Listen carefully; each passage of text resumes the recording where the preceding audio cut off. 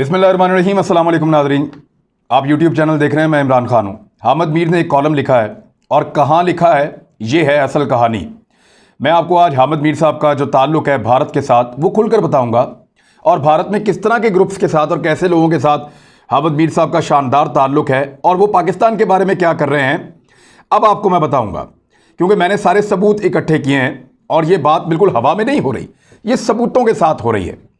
एक एक करके सारी चीज़ें आपके सामने रखूंगा, जरा थोड़ा सा गौर कीजिए और इस कहानी को समझिए। शेखर गुप्ता नाम का एक आदमी है, ये जर्नलिस्ट है और भारत में जर्नलिज्म कर रहा है बड़े लंबे अरसे से और बहुत पुराना एक जर्नलिस्ट है। शेखर गुप्ता ने इसके बारे में दो तीन बड़ी कंट्रोवर्सीज भी हैं। नंबर एक तो 2017 में तस्नीमा नसरीन नामी एक बांग्लादेशी राइटर हैं, उन्होंने एक आर्टिकल लिखा, उसका टाइटल तब्दील करके उसकी जान को ख़तरे में डाल दिया था और वो बहुत बड़ी मुसीबत बन गई थी वहाँ पे भारत में। तो ये शेखर गुप्ता का कारनामा था। फिर शेखर गुप्ता ने एक इंडिया की एक डील हो रही थी यूरोप के साथ, जिसमें अगस्टा वेस्टलैंड चॉपर जो हेलीकॉप्टर होते हैं उनकी डील हो रही थी। यानी ये हेलीकॉप्टर फौजी मकासद के लिए भी इस्तेमाल होते हैं, वीआईपी मकासद के लिए भी इस्तेमाल होते हैं। ये हेलीकॉप्टर इंडिया ख़रीद रहा था और ये हेलीकॉप्टर बनाते हैं बेसिकली यूके और इटली, ये आपस में ताउन से बनाते हैं। अगस्टा वेस्टलैंड इसका नाम है। अब ये जो हेलीकॉप्टर थे ये इंडिया ख़रीद रहा था, इसके बारे में मालूमात मिल गई शेखर गुप्ता को कि इसमें बहुत बड़ा स्कैंडल है और करप्शन हो रही है। और मनु पब्बी को भी, इसमें एक वहाँ पे सहाफ़ी हैं भारत में, उनको भी मिल गई मालूमात।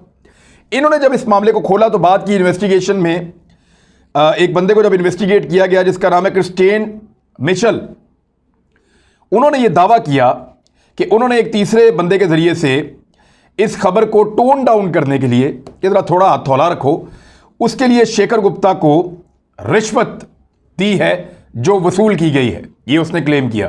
तो कंट्रोवर्सीज और भी हैं। शेखर गुप्ता ने 2017 में एक ऑनलाइन अखबार शुरू किया जिसका नाम है द प्रिंट, और इस वक्त ये भारत का बड़ा मकबूल अखबार है, पूरी दुनिया के अंदर इसको पढ़ा जाता है और भारत इसके ऊपर बहुत ज़्यादा खबरें छापता है। भारत के बहुत सारे सहाफ़ी इस पर काम करते हैं। Editor in chief Shekhar Gupta खुद हैं। और अब आ जाएं इस बात की तरफ कि ये जो द प्रिंट है ये करता क्या है।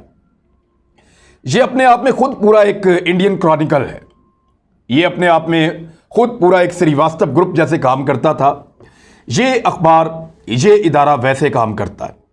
इस इदारे के अंदर आपको ज़्यादातर खबरें मिलती हैं पाकिस्तान के ख़िलाफ़। इस इदारे में, इस अखबार में आपको ज़्यादातर खबरें मिलती हैं वो जिनमें पाकिस्तान की फ़ौज, पाकिस्तान की इंटेलिजेंस एजेंसी ISI, पाकिस्तान के जर्नैलों या पाकिस्तान की हुकूमतों और उनकी पॉलिसीज़ के ऊपर तनकीद की जाती है। कश्मीर हो, अफ़गानिस्तान हो या दुनिया में कहीं भी कोई मसला हो, सबके लिए ये इदारा पाकिस्तान को ज़िम्मेदार करार देता है। इस इदारे के कुछ कारनामे हैं वो मैं आपको बताता हूँ। नंबर एक तो 2020 में अक्टूबर में इन्होंने कंपेन चलाई थी। इस इदारे ने पूरी एक कंपेन चलाई थी पाकिस्तान के खिलाफ, कुछ प्रोग्राम किए थे, कुछ आर्टिकल्स लिखे थे और बहुत ज़्यादा कवरेज की थी। वो कब की थी? जब मियां नवाज शरीफ साहब ने जर्नैलों के ऊपर अटैक कर दिया था। मियां नवाज शरीफ साहब ने पाक फौज के ऊपर पब्लिक स्पीच के अंदर अटैक कर दिया और उसके बाद उन पर पाबंदी भी लग गई थी। तो मियां साहब ने जो कुछ किया उसका फ़ायदा उठाते हुए द प्रिंट ने एक कंपेन लॉन्च की और उस कंपेन के अंदर 3 कैरेक्टर्स का तस्करा था। नंबर 1 नवाज शरीफ, पाक फौज और इमरान खान। ये इस ट्रायो के ऊपर जो है वो प्रोग्राम्स करते रहे और इसके बारे में बात करते रहे। 20 अक्टूबर को इन्होंने एक प्रोग्राम किया द प्रिंट ने। जब इन्होंने इस कंपेन को लॉन्च किया था तो मुनीज़ जहांगीर और हामिद मीर को इन्होंने अपने प्रोग्राम में बुलाया और इसका जो उन्वान रखा या जो इसका टॉपिक था जिसके ऊपर बात हुई वो ये था कि नवाज शरीफ ने जर्नैलों पर तनकीद क्यों की। अब उसमें हामिद मीर साहब ने बताया कि जर्नैलों ने ये ज़्यादतियाँ की, फ़ौज ने ये कर दिया, फ़ौज का सियासत में ये रोल है, फ़ौज इतनी ज़्यादतियाँ कर रही, ये सारा कुछ ये फ़ौज ने कंट्रोल किया हुआ है। फिर दूसरा इसके अंदर हिस्सा था टॉपिक का कि इमरान खान को फ़ौज ने कैसे सेलेक्ट किया। इन्होंने कोशिश की साबित करने की कि इमरान खान को वोट नहीं पड़े, वो इलेक्शन लड़के नहीं आया, ये फ़ौज लेकर आई है। और वो जो एक बयानिया बना हुआ था उसके ऊपर हामिद मीर और मुनीज़ जहांगीर थे वहाँ पे और उन्होंने इस प्रोग्राम में हिस्सा लिया। 21 अक्टूबर को अगले ही दिन इसी द प्रिंट के ऊपर एक और कॉलम लिखा गया और ये कॉलम किसने लिखा? हुसैन हक्कानी ने। और जो कॉलम लिखा वो लिखा नवाज शरीफ, फौज और इमरान खान इस मामले के ऊपर। और अक्टूबर में कई मरतबा मियां नवाज शरीफ साहब, फौज और हुकूमत पाकिस्तान पर बहुत ज़्यादा काम किया द प्रिंट ने। और मैं दर्जनों ऐसे आज अपने साथियों के साथ बैठा हुआ था, हम इसमें ऐसे लिंक्स निकाल रहे थे पाकिस्तान की जो फौज है उस पर कब कब तनकीद की है। तो जो डाटा हमारे पास निकला, दर्जनों लिंक्स मेरे पास मौजूद हैं, ये मेरी बैकग्राउंड में आप देख लें। ये वो दर्जनों लिंक्स हैं जिनमें द प्रिंट ने पाकिस्तान की फौज, पाकिस्तान के कौमी सलामती के दीगर इदारे, पाकिस्तान की इंटेलिजेंस एजेंसीज और उनके ऊपर, उनके काम के ऊपर तनकीद की और उनके ऊपर टिका के जो है वो तनकीद की और साथ उनके ऊपर उनको निशाना बनाया। हमने ये दर्जनों लिंक्स आपके सामने रख दिए हैं। अब जरा देखें कि हामिद मीर साहब ने क्या किया है। हामिद मीर साहब को कोई अखबार नहीं मिला कॉलम लिखने के लिए पूरे भारत के अंदर, पूरी दुनिया के अंदर। वैसे मेरी इत्तला के मुताबिक एक आलमी इदारे ने उनको नौकरी ऑफर कर दी है और उनको, यानी पाकिस्तान में वो इदारा है, एक बड़ा इदारा है और बहुत पुराना इदारा है, पाकिस्तान में काम कर रहा है। आने वाले दिनों में कंफर्म भी कर दूंगा आपको मैं, क्योंकि मुझे तो कंफर्म है लेकिन ज़रा थोड़ी सी चीज़ें मुझे चेक करनी है।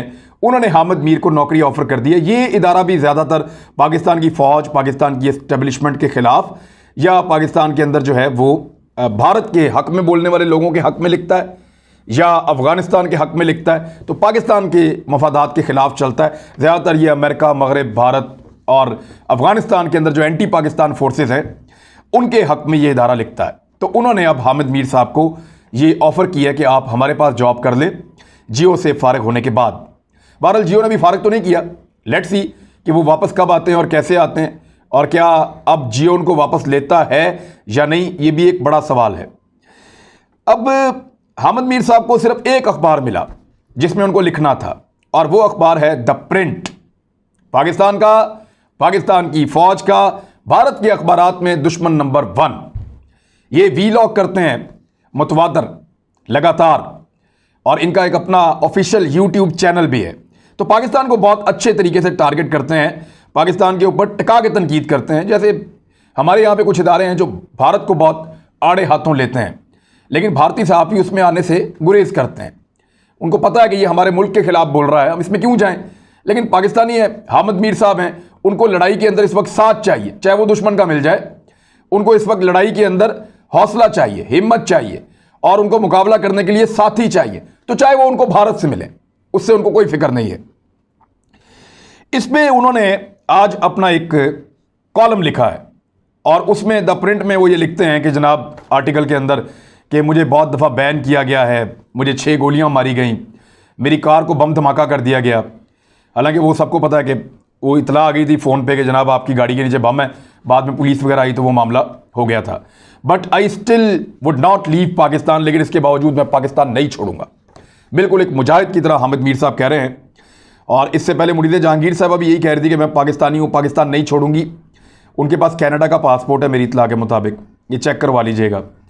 कनाडा का पासपोर्ट मुरीद जहांगीर के पास है, और दीगर सहाफ़ियों के पास भी बहुत सारे पासपोर्ट हैं गैर मुल्की, जो पाकिस्तान के लिए जान निछावर कर रहे होते हैं ना हर थोड़ी देर के बाद कि मैं पाकिस्तान के लिए जान दे दूँ, ये कर दूँ, वो कर दूँ।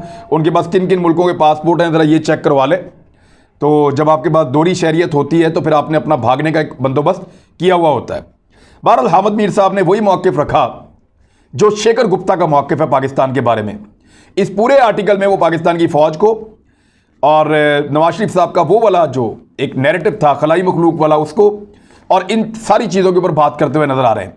और ये साबित कर रहे हैं कि पाकिस्तान का मीडिया पता नहीं खड़ा हो गया आके सामने फ़ौज के। हालांकि चंद लोग हैं और चंद लोगों का मसला है, पाकिस्तान की मीडिया का ये मसला नहीं है। हमें अपनी फ़ौज के साथ, अपने लोगों के साथ, अपने मुल्क के साथ, अपनी रियासत के साथ खड़े होना है। लेकिन हामिद मीर साहब जो कर रहे हैं वो आपके सामने है। अब ये उनका कॉलम है और उनको मिला द प्रिंट अपना कॉलम छपवाने के लिए। इस चैनल के बारे में थोड़ा सा आपको मैं और बताता हूँ, इस अखबार के बारे में। इसका चैनल भी है यूट्यूब का। इस पर 2 जून को हामिद मीर के हक में एक वीलॉग किया है शेखर गुप्ता ने खुद, और उस वीलॉग को कुछ 94,000 लोगों ने देखा है, क्योंकि वो पाकिस्तान के बारे में था। वैसे इनकी चीज़ें नहीं बिकती, लेकिन पाकिस्तान के खिलाफ जब ये नफरत भेजते हैं, नफरत को डालते हैं अपने वीलॉग में या अपने अखबार में, तो फिर उसको ये वायरल करते हैं और फिर उसको भारतीय फौज में भी लोग देखते हैं, बहुत बड़ी तादाद है उनके फौजियों की, तो इसलिए ये हज़ारों में तादाद चली जाती है, वरना 2-4 हज़ार से ज़्यादा इनका कोई भी प्रोग्राम देखा नहीं जाता। और आज इसी चैनल पे एक और प्रोग्राम हुआ है, लेकिन इस प्रोग्राम पे बात करने से पहले मैं आपको बताऊं कि वो कौन कौन से पाकिस्तानी हैं जो द प्रिंट के ऊपर लिखते हैं। ज़रा उनकी फहरिस्त आप देखिए, फिर उसमें आप हामिद मीर को शामिल कीजिए। इसके अंदर जी जो राइटर पाकिस्तानी लिखते हैं इसमें द प्रिंट में, उनमें एक हैं जी गुल बुखारी, आप सब जानते हैं, लंदन में हैं और पाकिस्तान के इदारों के साथ उनका एक पंगा और फड्डा बहुत पुराना है। हुसैन हक्कानी, आप सब जानते हैं, आपको पता है कौन है और क्या करते हैं, कहाँ रहते हैं। रेहाम खान, ये भी लिखती हैं द प्रिंट में। ताहा सिद्दीकी, ये भी पाकिस्तान से बाहर हैं और इन्होंने भी अपने ऊपर एक हमले का इल्ज़ाम ISI पे लगाया था, उसके बाद ये बाहर चले गए, इनको फैसिलिटेट किया गया, ये वहाँ पे हैं। मारवी सरमद, आप सब जानते हैं कौन है, कैसी है, क्या करती हैं, तो मारवी सरमद भी द प्रिंट के लिए लिखती हैं। नायला इनायत, ये भी द प्रिंट के लिए लिखती हैं। और जितने भी कॉलम इन लोगों ने लिखे हैं द प्रिंट में, इनके वो वाले कॉलम छपते हैं जिनमें ये पाकिस्तान की रियासत, पाकिस्तान के इदारों के ऊपर तनकीद करके उन पे कीचड़ उछालते हैं, तो वो बड़े आराम से छप जाता है। पाकिस्तान की आर्म फोर्सेस पे ख़ास तौर पे ISI को टारगेट करें तो इनका जो आर्टिकल है वो फटाफट छपता है और उसके बदले में फिर आपको पता है इनको फ़ायदा होता है। और भारत को फ़ायदा ये है कि वो कह रहे हैं जी पाकिस्तान के अंदर से आवाज़ें आ रही है, पाकिस्तानी कह रहे हैं कि पाकिस्तान की फ़ौज जालिम है, जाबिर है, काबिज है और उन्होंने पूरे पाकिस्तान को यरगमाल बनाया हुआ है, उन्होंने पाकिस्तान के ऊपर कब्जा किया हुआ है। तो इस किस्म की चीज़ें ये लिखते हैं और फिर द प्रिंट उनको ख़रीद के छापता है। मैगजीन है या अखबार है, ये पाकिस्तान में सपोर्ट किसको करता है? सबसे ज़्यादा इन्होंने पाकिस्तान में जिस जमात को सपोर्ट किया वो है PTM, पश्तून तहफ़्फ़ुज़ मूवमेंट, उसको ये सपोर्ट करते हैं। अली वज़ीर के जीतने पर इन्होंने जश्न जैसी रिपोर्टिंग की थी और बड़े खुश हो गए थे द प्रिंट वाले। तो द प्रिंट क्योंकि भारत का है, भारत जश्न मनाता है, खुश होता है अली वज़ीर के जीतने पे, PTM को बहुत ज़्यादा सपोर्ट करता है, उनके ऊपर बहुत ज़्यादा प्रोग्राम करता है। नवाज शरीफ जब फ़ौज के खिलाफ बोलते हैं तो उस पर बहुत ज़्यादा प्रोग्राम करते हैं, बहुत ज़्यादा उसको फोकस करते हैं। तो इसी तरह अब इन्होंने एक नई कंपेन लॉन्च की है। वो कंपेन क्या है, इसमें आप देख लें। आज इस चैनल पे जब मैं आपसे बात कर रहा हूं, चंद घंटे पहले 55 मिनट का एक तवील प्रोग्राम किया गया है जिसका मौजू क्या था? पाकिस्तान की जनरल रानी, दूसरा पाकिस्तान की फौज और ISI सरबराह मीडिया पर पाबंदियां क्यों लगाना चाहते हैं, तीसरा हामिद मीर का मौकिफ क्या है। ज्योति मल्होत्रा ने यह प्रोग्राम किया क्योंकि वही पाकिस्तान के खिलाफ ज्यादातर प्रोग्राम कंडक्ट करती हैं और इसमें जो मेहमान थे, एक गुल बुखारी बरतानिया से, एक मोहम्मद तकी, ये मेडिकल डॉक्टर हैं, इनको भी पाकिस्तान के फौज से मसला है, इन्होंने अमेरिका से। तो इन दो लोगों ने इसके ऊपर प्रोग्राम किया है, जबकि 1 जून को ज्योति मल्होत्रा ने भी इसी इशू पे, जो पाकिस्तान में ये हामिद मीर का या वो एक जो सहाफ़ी जिसको मार पड़ी है, उस मामले पे एक कॉलम लिखा और पाकिस्तान पे टिका कर उन्होंने तनकीद की है।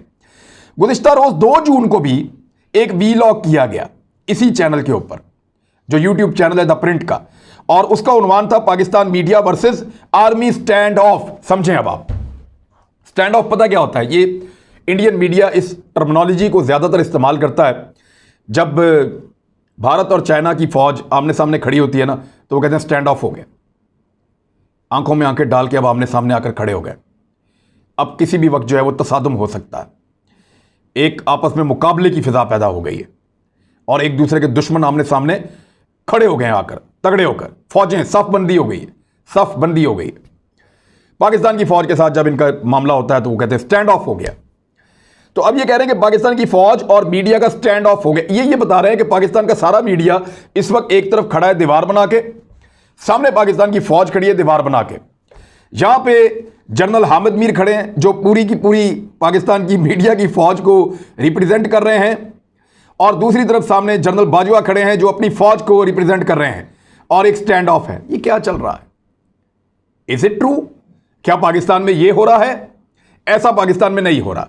तो अनफॉर्चुनेटली ये बिके हुए, ये फ्रॉड किस्म के लोग और ये प्रोपेगेंडा करने वाले लोग, जिनका बिजनेस ही प्रोपेगेंडा है, जिन्होंने पाकिस्तान को हमेशा गाली दी है, पाकिस्तान के साथ हमेशा बदतमीजी की है, पाकिस्तान को हमेशा नीचा दिखाने की और दुनिया में रुसवा करने की कोशिश की है, वो सारे एक प्लेटफॉर्म पे इकट्ठे हो गए हैं। और अब उनको एक नए खिलाड़ी ने ज्वाइन किया है जिसका नाम है हामिद मीर। तो मैं जाते जाते एक शेर सुना दूं इसके लिए। तोहमत लगा के बापे जो दुश्मन से दाद ले, तोहमत लगाकर मां पे जो दुश्मन से दाद ले, ऐसे सुखन फरोश को मर जाना चाहिए। ये कोई मैं बदवा नहीं दे रहा, शेर है और शायरी की जुबान में आप कुछ भी कह सकते हैं। बहरहाल ये सिचुएशन है इस वक्त जो मैंने आपके सामने रखी और ये अभी चल रही है। इससे बड़ा क्या सबूत होगा? जब आदमी कमजोर पड़ता है ना तो वो अपने मोर्चे में जाता है, वो उस जगह पहुंचता है जहां पे वो अपने आप को ज्यादा महफूज महसूस करता है। जब आदमी कोई बड़ी लड़ाई लड़ रहा होता है ना तो आदमी उस तरफ जाता है जहां उसको लगता है कि यहां से मुझे नई ताजा कुमक मिलेगी, ताकत मिलेगी। तो हामिद मीर पहुंचे द प्रिंट में। सोचिएगा जरूर। अब तक के लिए इतने ही। अपना ख्याल रखिएगा, अपने इस चैनल का भी। अल्लाह हाफिज।